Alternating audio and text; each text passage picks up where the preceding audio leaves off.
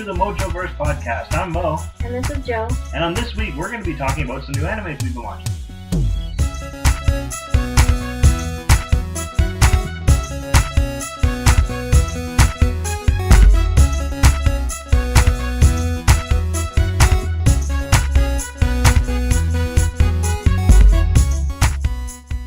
So let's start with one of my new favorite animes, Kami-sama Hajime Mashita, or Kami-sama Kiss, which is not a direct translation. Finally, there's a wonderful romance where you don't have to wait and agonize about how the two main characters love each other but won't say anything until the last 2 minutes of the series. You actually get to enjoy the relationship. It's about a regular high school girl becoming a land goddess, which means she has to take care of an ancient shrine and grant people's wishes. She has a fox demon as a guardian. The anime, I find, is really funny and has good storytelling. My only criticism would be that it's yet another clumsy and deeply flawed main character, who's a girl, that every single male you come across falls in love with her romantically. She could just talk herself out of any situation and doesn't end up doing much else. But aside from that, it's amazing and you should really watch it. The anime dub finishes about halfway through, and the Japanese is not quite finished yet, so I had to read the manga to find out what happens because I couldn't wait. Yeah, and see, that's the same reason why you liked Karekano so much, is because they actually had a couple, and they kind of fleshed out those characters, so this is actually similar to that, so that's pretty cool. Alright, so, you were watching Batum as well, right? Yes, that's another show that I really enjoyed. Does have the dumbest title of any manga or anime that I've ever seen. Yeah, it's like the guy that came up with T-I-double-G-R, right? Now he's made a career in anime now, I guess. Anyway, the premise of this anime, there's a video game where the players have to kill off other players with types of bombs that they're given. So there's all kinds of different types of bombs, and the other players don't know which one you get, so there's a strategy built into there. Someone ended up sending out surveys to real people asking if there's anybody they'd like to get rid of, not knowing that these people actually take those names down and kidnap these people and place them into a real-life Hunger Games type island where they have to survive and kill each other off.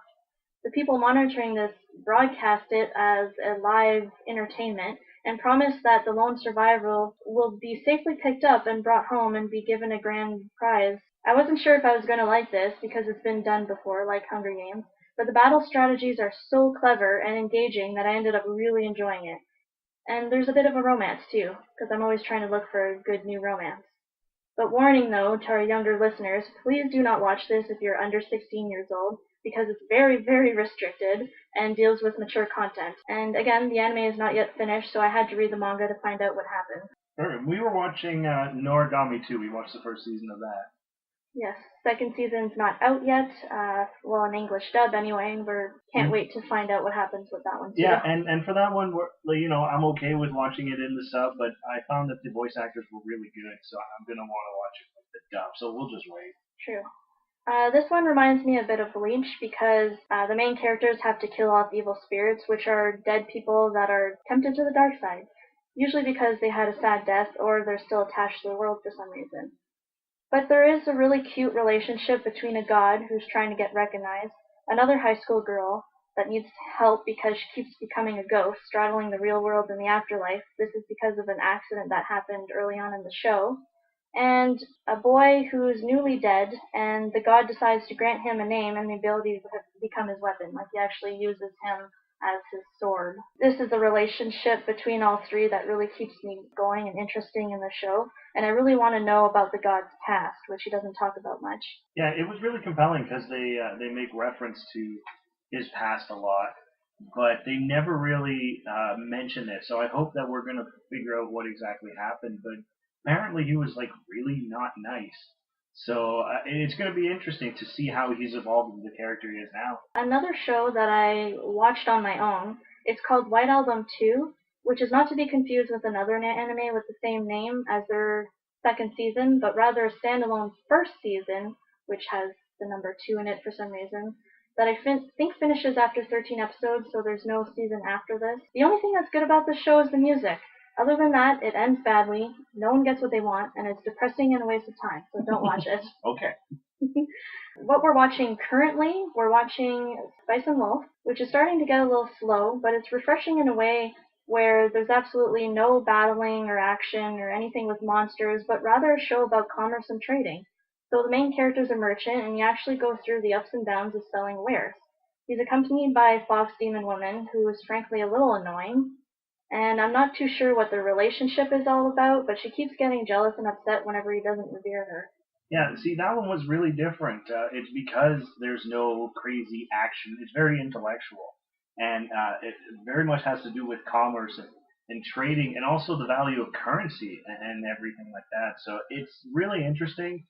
It slowed down a bit once they got away from that, but we're probably gonna give it another chance, I think. Yeah, it just needs to throw in a few more twists in there. So you've been playing the heck out of a 3DS game. Yes, I need to hijack part of this podcast. We're done with the anime, but I need to rant about this game that I sort of didn't finish. The 3DS game is called Bravely Default, and never in my life have I rage quitted so hard as this before.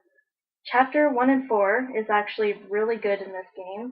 I love all the new job classes, there's quite a few different unique ones, and there's a lot of strategy that you can use by having 4 main characters. It makes for some really good gameplay.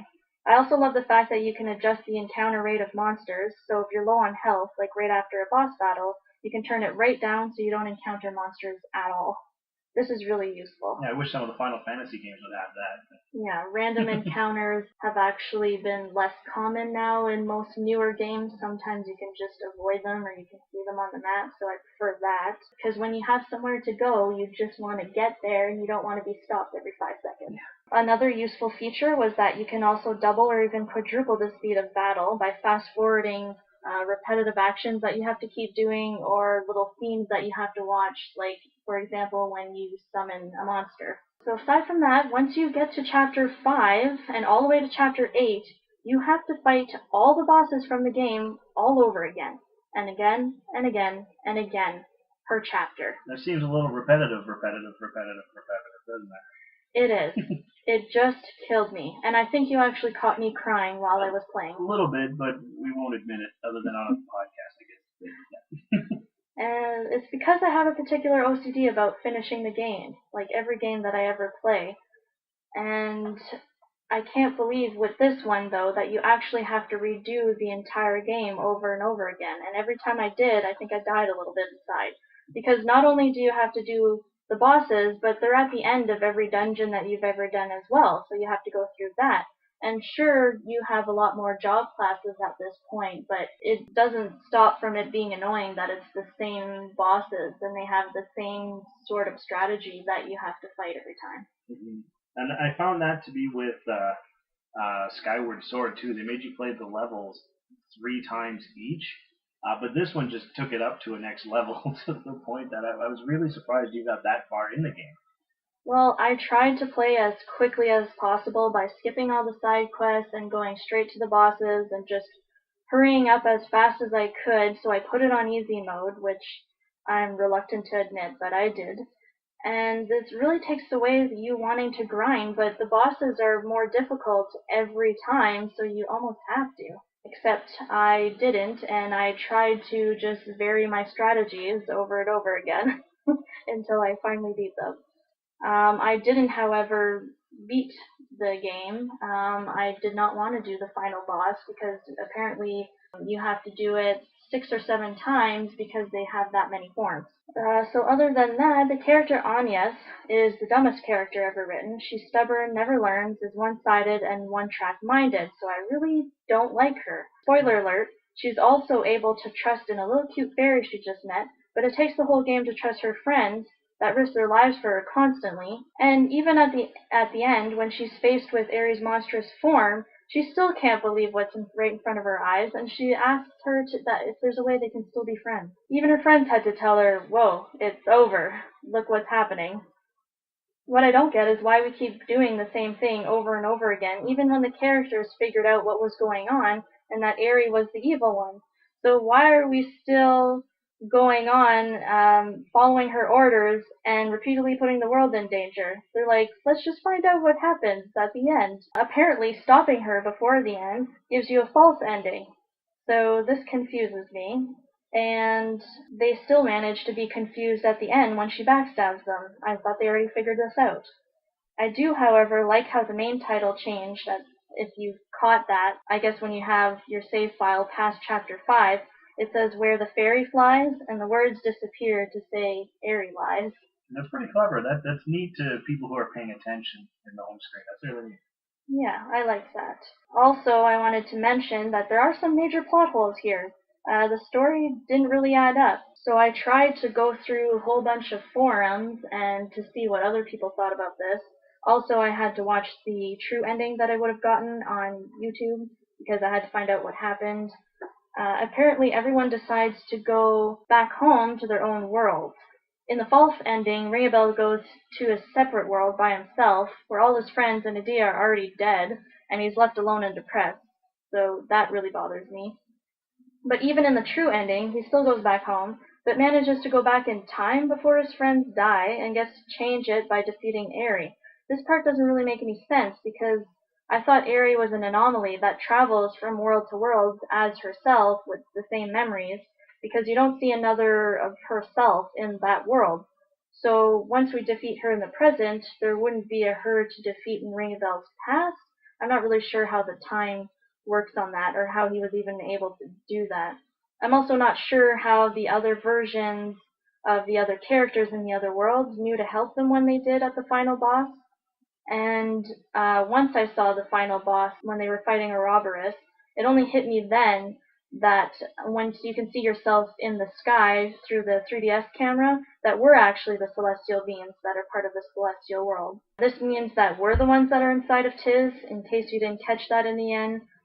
They only alluded to that when you were fighting Memphilla, I believe, just randomly, and then never talked about it ever again and didn't really explain much about it. But then at the end, he releases us once we've done our job. I don't know if he knew about this the entire time, but I guess he either dies or slips back into a coma. What doesn't make sense is Ringabel's journal entry saying that he reunited with the others 6 months later, and they found Tiz on the ground. So how did he get there if the Great Chasm was closed, which closes the links to the other worlds? And how did he even join them in the world at the beginning in the first place? And why did he lose his memory? And what is with Adia not knowing that Ringabel has the same face as Alternate Dim when they were living together as a family? Like, she never saw his face?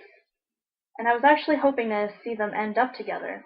It's weird that he goes back to another Adia at another world when they're the ones that shared the whole journey together. So I thought, anyway, it's kind of a different person in a way.